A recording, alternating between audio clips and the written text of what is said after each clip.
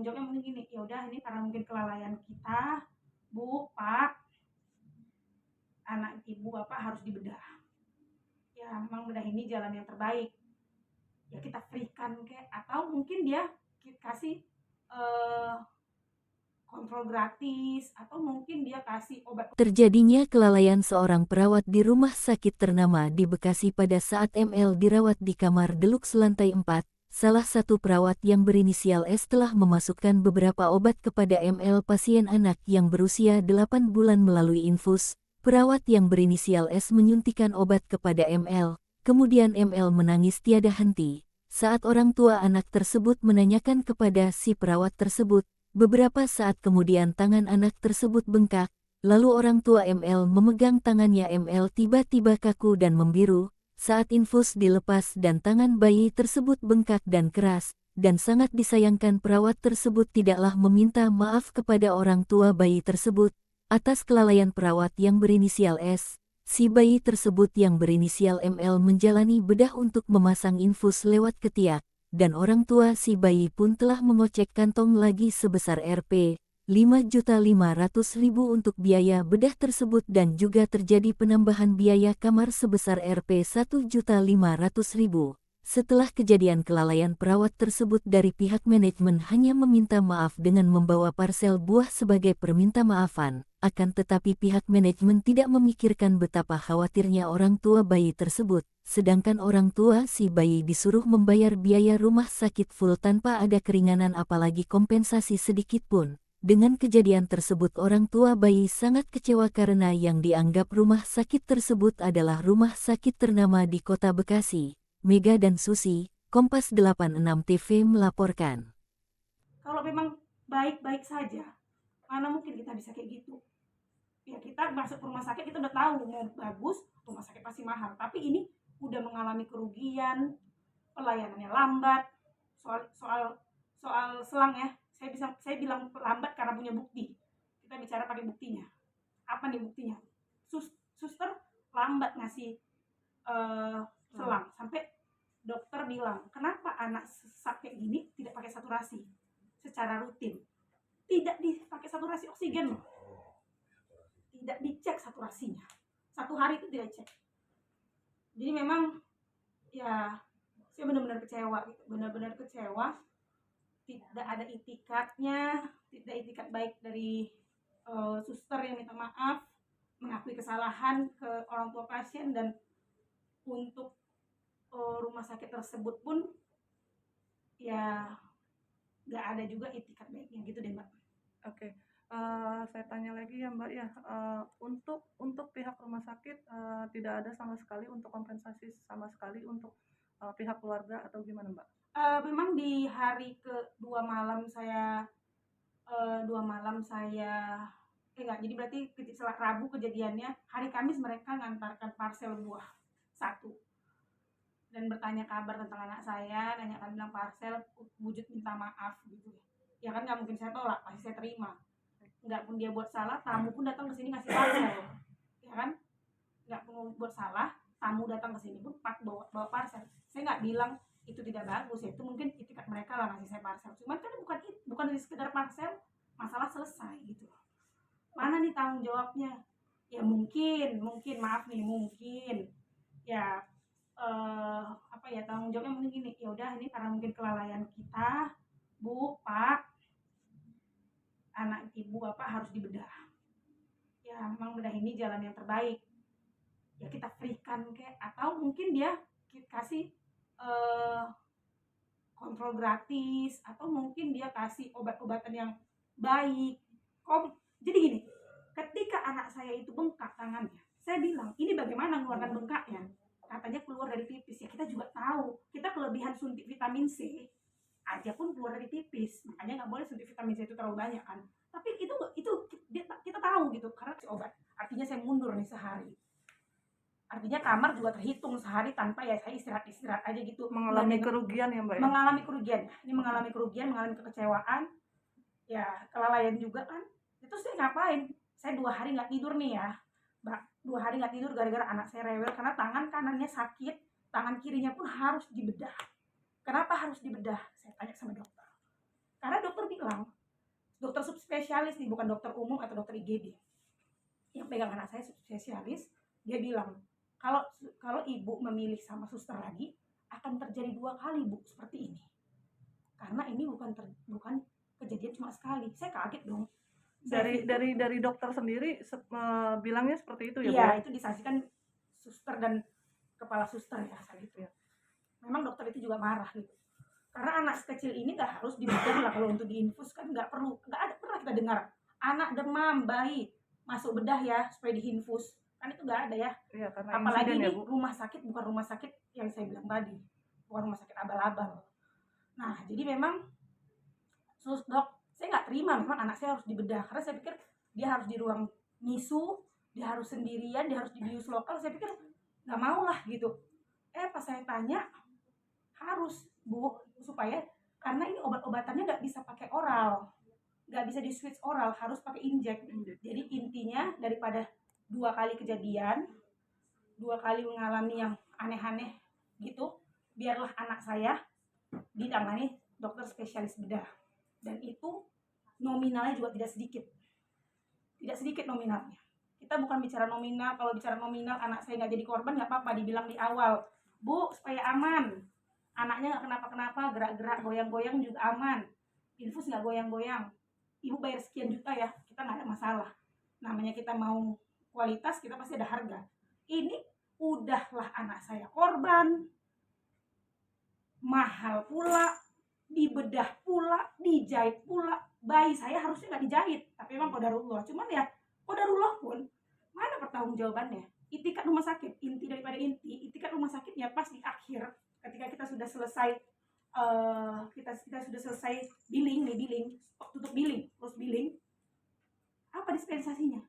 Dia ngomong dong, orang administrasi dan kepala suster, manajer dan lain-lain kawan-kawannya, Bu, Pak, katanya sama suami saya, Bapak kenapa nggak ngomong kalau mau minta dispensasi? Loh, kenapa harus kita yang ngomong? Lah kita ini korban, kenapa kita yang harus ngomong kita minta dispensasi? Inisiatifnya loh.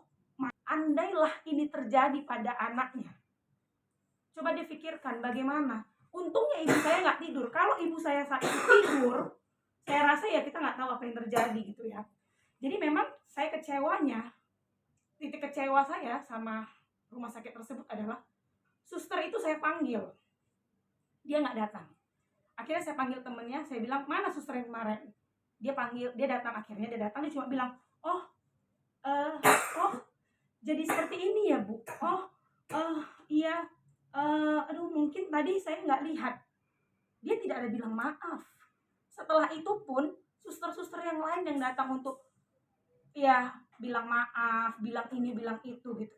Kita bukannya gini, kita juga manusia biasa. Kenapa dia nggak datang? Dia bilang, saya maaf ya Bu, ini atas kesalahan saya, apapun tetap menjadi resiko saya. Kan dia bisa seperti itu bilang, tapi itikat susternya saja itu tidak ada itikat baiknya. Kalau dibilang emosi, ya pasti saya emosi lah. Ini anak saya, ini berurusan dengan nyawa, bukan berurusan sama duit. Duit kita bisa cari loh, nyawa kita nggak bisa ulang gitu kan. Boleh saya tanya Mbak, pihak dari rumah sakit ada pertanggungjawaban atau etikat baik? Ya, jadi seperti ini. Untuk itikat rumah sakit kan itu bukan saya yang urus, kebetulan suami saya yang ngurus saat itu karena saya ngurus anak saya di kamar. Suami saya sempat menemui direkturnya dan beberapa suster, kepala suster, manajernya, pokoknya petinggi-petinggi di rumah sakit tersebut.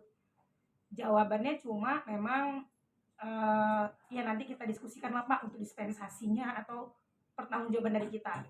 Kita sebagai orang tua dari pasien ya kita bilang ya oke gitu. Kita menunggulah, maksudnya kita pikir apa sih yang bakal jadi pertanggungjawaban mereka gitu. Karena kita kesini juga karena kita percaya dengan rumah sakit ini bisa memberikan terbaik gitu. Jadi saya berpikir, saya bawa anak saya ke rumah sakit supaya mendapat penanganan, kenapa saya jadi dapat masalah gitu. Karena dengan adanya kejadian tersebut, saya jelas nambah 1 hari. Karena saat anak saya bengkak, itu tidak bisa diberikan obat sama sekali. Kan terjadi peradangan kan pada pada pembuluh darahnya, jadi tidak bisa dikasih obat. Artinya saya mundur nih sehari. Artinya kamar juga terhitung sehari tanpa ya saya istirahat aja gitu. Mengalami kerugian ya Mbak? Mengalami kerugian. Ini mengalami kerugian, mengalami kekecewaan. ya kelalaian juga kan. Itu saya ngapain, saya 2 hari nggak tidur nih ya, 2 hari nggak tidur gara-gara anak saya rewel karena tangan kanannya sakit, tangan kiri infusnya jalan. Ya saya tahu ini infusnya jalan, cuman dia tidak tepat pada tempatnya. Ini pasti nggak tepat karena dia itu bengkak. Iya Bu, anak ibu badannya sekel. Memang alhamdulillah bayi saya badannya agak gendut. Tapi bukan alasan gendut itu tidak bisa menemukan pembuluh darahnya. Ya kan begitu ya. Kalau dia jago nih susternya. Terus nggak itu karena diikat. Jadi kan emang anak-anak kan kalau diinfus kan pakai bantalan ya supaya dia nggak bergerak karena diikat nih Bu. Jadi melembung. Enggak lah, saya bilang gitu. Anak saya ini turun berat badannya seminggu sakit. Dan ini tuh bengkak karena ditekan gini dia sakit. Maksudnya dia bukan sakit. Dia itu keras seperti ada cairan. Bukan lembek yang kayak orang gendut lembek gitu, bukan. Kata dia, enggak Bu, aman kok, ini jalan infusnya. Oke. Karena kalau dia nggak masuk, infus nggak jalan. Oke. Akhirnya saya pulang, saya ngambil keperluan di rumah, ibu saya nelpon untuk segera saya ke rumah sakit karena anak saya bengkak. Saya mikirnya gini, ya dan ntar lah, saya udah bilang dari tadi bengkak, tapi kan gak ada yang percaya karena saya juga bilang sama ibu saya, main itu bengkak. Ya udah Dek, kalau nggak ada suster bilang nggak apa-apa. Saya jadi, oh ya udahlah, mungkin mama cuma pengen saya buru-buru ke sana. Ternyata di luar ekspektasi saya sampai ke dalam kamar, saya melihat anak saya nangis digendong ibu saya dan itu bengkaknya sampai di atas sikut lengan atas berarti. Itulah yang kita bilang kelalaian suster. Nah, sekarang kita masuk ke rumah sakit yang ternama ini karena memang saya dari tahun 2015 berurusan dengan ibu anak di rumah sakit ini. Tapi gimana bisa? Saya udah bilang di jam 10 loh. Anak saya bisa sampai biru, keras, dingin tangannya, berat. Karena apa? Infus alerginya tadi, bukan antibiotik tadi, sama obat sesak tadi, yang pakai infus pump loh ya dua-duanya. Artinya kalau infus pump itu dorongannya lebih kuat. Kan seperti itu daripada tidak pakai infus pump. Dorongannya lebih kuat. Bisa di luar pembuluh darahnya, artinya di jaringan kulitnya. Andailah ini terjadi pada anaknya, coba dipikirkan bagaimana. Untungnya ibu saya nggak tidur. Kalau ibu saya saat itu tidur, saya rasa ya kita nggak tahu apa yang terjadi gitu ya. Jadi memang saya kecewanya, titik kecewa saya sama rumah sakit tersebut adalah suster itu saya panggil, dia nggak datang. Akhirnya saya panggil temennya, saya bilang, mana suster yang kemarin? Dia datang, akhirnya dia datang, dia cuma bilang, oh perlu pakai oksigen. Nah, setelah itu udah nih, jam 10 ada pemberian obat. Dari situ aja dari selang aja mereka tuh termasuk lambat banget sih. Pas jam 10 pagi di hari Rabu itu dikasih obat. Saya bingung kenapa ya dikasih, kan itu kan semua obat-obatan udah nggak ada sirup ya, semua puyer. Memang nggak dikasih puyer juga karena itu kemarin indikasinya kan batuk pileknya, lendirnya itu kan berarti ada masalah lah gitu di paru-parunya. Harus pakai obat melalui injek semua, artinya pakai infusan, injek infus. Nah, pada jam 10 itu memang anak saya dikasih obat melalui injek, itu obat sesaknya, obat batuk, dan obat pereda demamnya. Pas dikasih, anak saya nangis terus. Sampai akhirnya saya pegang, saya lempar ke suami saya, tolong dong dipegangin gitu kan. Ini dia nangis terus, nangisnya lumayan nangis gitu, bukan yang ngerengek-ngerengek karena takut sama orang atau takut ngelihat suster gitu, bukan, tapi dia ngerengek banget gitu. Akhirnya digendong tapi dia nggak mau diam, susternya tetap terus masukin. Terus aku tanya nih, saya tanya, sus emang sakit ya? Iya Bu, agak berasa ya. Oh, saya pikir kan memang mungkin kayak saya sesar dulu kali ya, obatnya agak berasa jalan ke darah, mungkin agak perih nih atau agak apa, tapi kok nangis banget sih gitu. Saya mikir juga tuh, kok nangis banget ya sus, padahal ini kan obat yang kedua. Kemarin malam waktu saya masuk itu kan obat udah dikasih, tapi nggak senangis ini. Dan harusnya dia nggak nangis karena ini kan diinjek ke infus, bukan diinjek langsung ke kulit yang dia nangis nih karena kulitnya ketusuk gitu. Kenapa nangis? Iya Bu, emang ya mungkin adiknya lagi rewel aja, badannya nggak enak gitu kan. Oke, it's okay. Ya mungkin dia lagi nggak enak kali gitu. Udah. Akhirnya setelah diinfus, susternya masih bersihin tuh alat-alatnya lah, dia mau keluar kan sambil sambil ngotak-ngatik infus pump. Awalnya tuh nggak dipasang infus pump, Tapi memang pengalaman anak saya, bahkan saya sesar pun di sini gitu ya, pakai infus pump. Gunanya pakai infus pump itu apa? Supaya darah nggak cepet naik. Karena darah anak saya bolak-balik naik. Ya memang namanya 8 bulan laki-laki kan, anak saya memang aktif. Infus pump itu kan juga berguna untuk alarm buat kita. Ketika infus itu nggak jalan, kan nggak mungkin kita mantengin infus terus. Ketika infus itu nggak jalan, dia bunyi tit tit tit ya kan. Akhirnya dipasang infus pump saat itu. Nah, dipasang 2 infus. Sus saya bilang, ini tuh bengkak setelah disuntik ya, setelah diinjek obat dan dipasang infus yang kedua. Saya mau cerita, awalnya saya kemarin hari Selasa malam, saya tuh bawa anak ketiga saya, putra saya, umur 8 bulan, bayi ya. Itu ke rumah sakit, salah satu rumah sakit di Bekasi, kota Bekasi. Dan itu mungkin rumah sakitnya bukan rumah sakit abal-abal lah ya, soalnya di setiap kota hampir punya cabang. Dan memang anak saya itu udah 3 malam demam tinggi 40 derajat dan batuk juga, pilek. Nah, saya pikir saya bawa di hari keempat untuk dirawat, untuk mendapat penanganan yang tepat agar tidak terjadi step atau kekhawatiran yang lainnya gitu ya. Saya ke dokter subspesialis, kontrol, dan memang dokter itu menyarankan untuk anak saya dirawat gitu. Nah, pas dirawat itu memang indikasinya anak saya itu sempat agak rada sesak karena batuk pileknya, karena dahak yang nggak bisa dikeluarkannya. Singkat cerita, saya masuk rumah sakit Selasa malam. Saya di kamar deluxe, ada di lantai 4 itu, dan memang anak saya itu sesak pakai oksigen, harus pakai oksigen karena saturasi oksigennya menurun di 91. Pada saat jam 9 saya masuk ke kamar rawat, jam setengah 1 anak saya muntah. Karena kan habis uap, jadi dia muntah kan. Muntah, selang oksigennya itu kena gitu awalnya nih. Saya minta untuk diambilkan selang yang baru. Ya, suster jawab katanya, sebentar ya Bu, saya ambil di apoteker. Apoteker itu kan harusnya di lantai 1 ya. Dan dia harusnya cepat untuk balik lagi mengantar selang itu. Karena memang anak saya ini kan harus pakai selang oksigen. Nah, memang karena itu juga udah anak saya rewel, tengah malam juga, saya juga udah lelah karena berapa harinya juga saya udah nggak tidur di rumah. Kita tidur jam setengah 9 pagi saya bangun, terus saya telepon saya bel lagi susternya, sus mana selangnya, kenapa belum ada. Akhirnya selang oksigen tadi baru diantar jam 9 pagi ya.